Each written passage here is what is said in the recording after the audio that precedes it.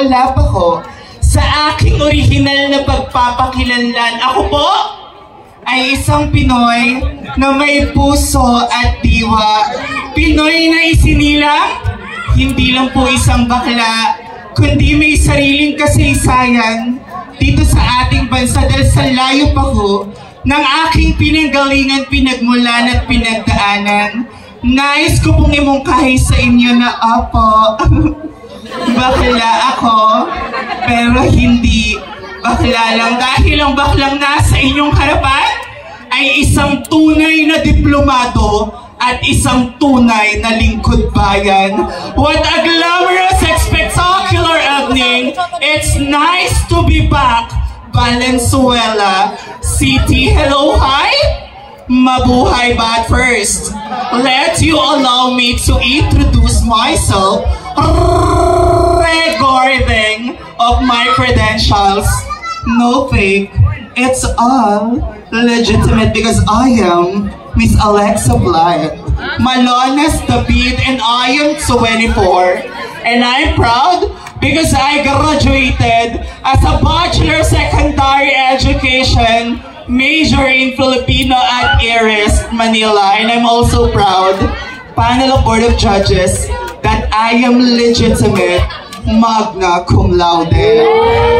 Thank you so much. And I'm also proud because I am the first transgender who elected your newly incumbent Barangay SK Chairman of my beloved barangay, which is Barangay Loyola Heights, Quezon City, Batson Night. Since this is the pageant, distinguished panel of educators, and to all audience to now, let me stand by the name of your one and only, your favorite Binibining Pilipinas 2022 first runner-up, ang babaeng inaabangan nyo tuwing hapon bilang sigreta sa magandang dilag. Opo, ako nga po ang babaeng binansagang hipon ng buong Pilipinas.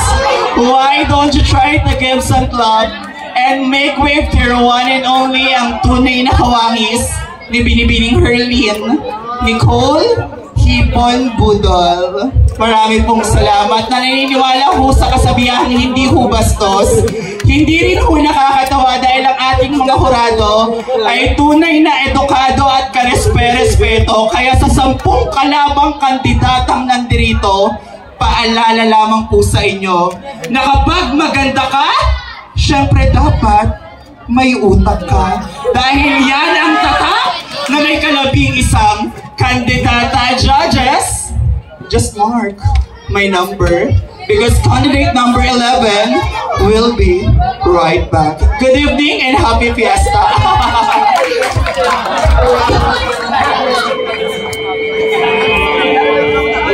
Thank you, candidate number 11. Mga kaibigan, sabay-sabay po natin palakpakan ang ating mga kandidata. 11 candidates po ng Miss Queen Marlas 2024. Candidate number 1, Lavi Pope. Candidate number 2, Andrea Torres. Candidate number 3 is Jillian Ward. Candidate number 4, Jody Santa Maria. Candidate number 5, Jenny Mercado. Candidate number 6, Kim Chu. Candidate number 7, Jesus De Lavine.